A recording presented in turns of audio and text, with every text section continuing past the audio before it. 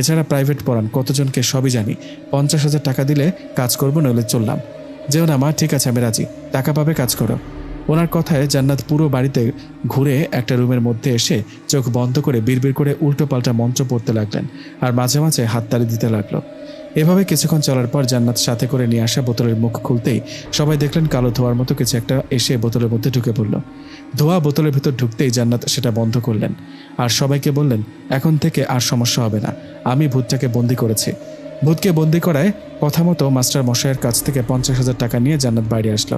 বাইরে আসতেই জিন বলল, বাহ, তুমি তো ভালোই অভিনয় করতে পারো। তুমিও কম না, জিন হয়েও তোমার মাথায় মানুষের মতো শয়তানি বুদ্ধি।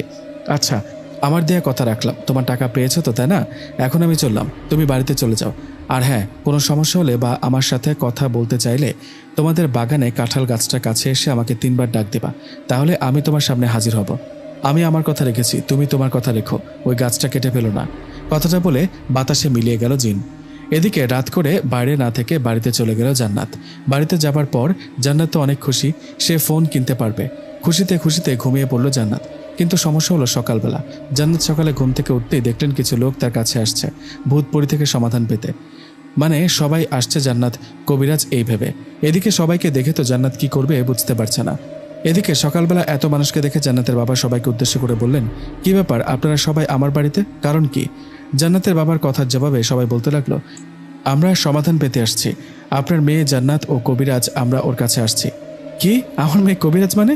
জান্নাত, এই জান্নাত এদিকে আয় তো মা, দেখ তো মা ওরা কি বলে, তুই নাকি কবিরাজ। না বাবা, আমি কোনো কবিরাজ টবিরাজ না। জান্নাতের কথায় সেখানে থাকা 2-3 জন বলে উঠলেন, কবিরাজ না হলে খলিল চাচা ও মাস্টার মশাইয়ের বাড়ি থেকে ভূত তাড়ালো কি করে? আমরা তো ওনাদের কাছে থেকে শুনে আসলাম।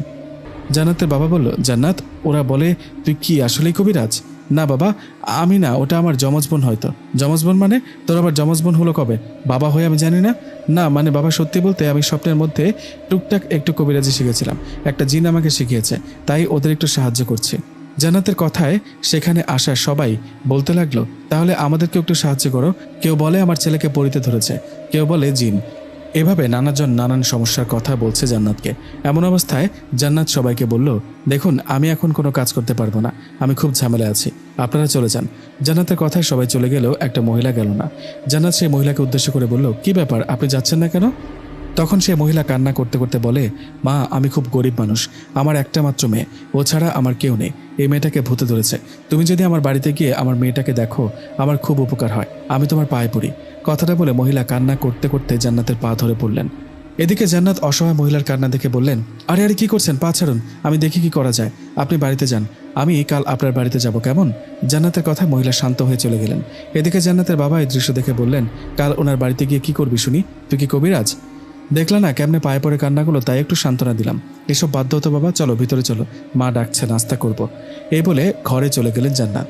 অল্পের জন্য বাবার কাছে ধরা পড়েনি। কিন্তু ওই মহিলার কি হবে? ওনাকে যে কথা দিলাম কাল ওনার বাড়িতে যাব, মনে মনে ভাবতে লাগলো জান্নাত। এমন অবস্থায় হঠাৎ মাথায় আসলো জিনের সাথে দেখা করি, ওর সাথে দেখা করে দেখি কি বলে। কিন্তু দিনের বেলা তো বাগানে যাওয়া যাবে না, রাতে যাব। কথা মতো দিনের বেলা বাগানে না গিয়ে রাত হতেই জান্নাত চলে গেল বাগানে। বাগানে গিয়ে সে কাঁঠাল গাছের কাছে গিয়ে জান্নাত জিনকে উদ্দেশ্য করে 3 বার ডাক দিল। 3 বার ডাকার একটু পরেই জিন জান্নাতকে দেখা দিল। জিন জান্নাতকে দেখা দিয়ে বলল, কি ব্যাপার, রাত করে এখানে, কোনো সমস্যা কি? হ্যাঁ, অনেক বড় সমস্যা, ঝামেলায় পড়েছি। আমি খলিল চাচা ও মাস্টার সাহেবের বাড়িতে কবিরাজি করায় অনেকে জেনে গেছে, আর আজ সকালে অনেকে আসছে আমার কাছে সাহায্য চাইতে। এখন কি করি বলো? সবাইকে বলো তুমি ওদের কাজ করতে পারবে না। বলছি তো। আমার কথায় সবাই চলে গেলেও একজন মহিলা যাননি। উনি আমার পা ধরে অনেক কান্না করছে। মহিলার মেয়েকে নাকি ভূতে ধরেছে। অসহায় মহিলাটা দেখে মায়া হলো, তাই না করতে পারেনি। তুমি দেখো না ওনাকে কোনোভাবে সাহায্য করা যায় কিনা। ও আচ্ছা, তাই নাকি? তাহলে তো ওনাকে সাহায্য করতে হবে। আচ্ছা, তুমি এখানে মাত্র 2-3 মিনিট থাকো, আমি এরই মাঝে ওই মহিলার বাড়িতে গিয়ে খোঁজ খবর নিয়ে আসছি। কথাটা বলে ঝড়ের গতিতে বাতাসে মিলিয়ে গেল জিন। জান্নাতকে দেয়া কথা মতো 2-3 মিনিট পর জিন আবারও ফিরে আসলো। জিন আসতে জান্নাত বলল, কি কিছু জানতে পারলে? হ্যাঁ, ওই মহিলা সত্যি বলেছে, উনি খুবই গরিব মানুষ। ওনার একটা মেয়ে আছে, ওই মেয়েটাকে একটা দুষ্ট জিনে ধরেছে। জিনটা মেয়েটাকে পছন্দ করে ও মেয়েটাকে নিয়ে যেতে চায়। কি বলো? তাহলে এখন উপায় কি, কি করা যায়? কাল সকালে তুমি ওনার বাড়িতে যাবা। ওনার বাড়িতে গিয়ে ওনার মেয়েকে সামনে বসিয়ে আমি কিছু দোয়া ও আমল তোমাকে শিখিয়ে দিচ্ছি, এটা পড়বা আর ওই মেয়েটার উপর ফু দিবা। এটাকে বলে রুকিয়া। তুমি যখন দোয়াটা পড়ে মেয়েটার উপর ফু দিবা তখন ওই জিনটা মেয়েটার শরীরে ভর করবে, হাজির হবে। তখন তুমি ওনাকে জিজ্ঞেস করবা কেন মেয়েটাকে ধরেছে, কি চায়, চলে যাবে কিনা এসব। একটা কথা মনে রাখবো, ওই জিনটা কিন্তু তোমাকে অনেক ভয় দেখাবে, তুমি মোটেও ভয় পাবা না, সাহস নিয়ে কথা বলবা। আর আমি তো আছি, যা করার আমি করব। আচ্ছা ঠিক আছে, তাই হবে। ঠিক আছে, এখন বাড়িতে যাও। আচ্ছা একটা কথা জানার ছিল, তোমার নাম কি? আমার নাম ফারাজ। তুমিও যেমন সুন্দর, তোমার নামটাও তেমনই সুন্দর।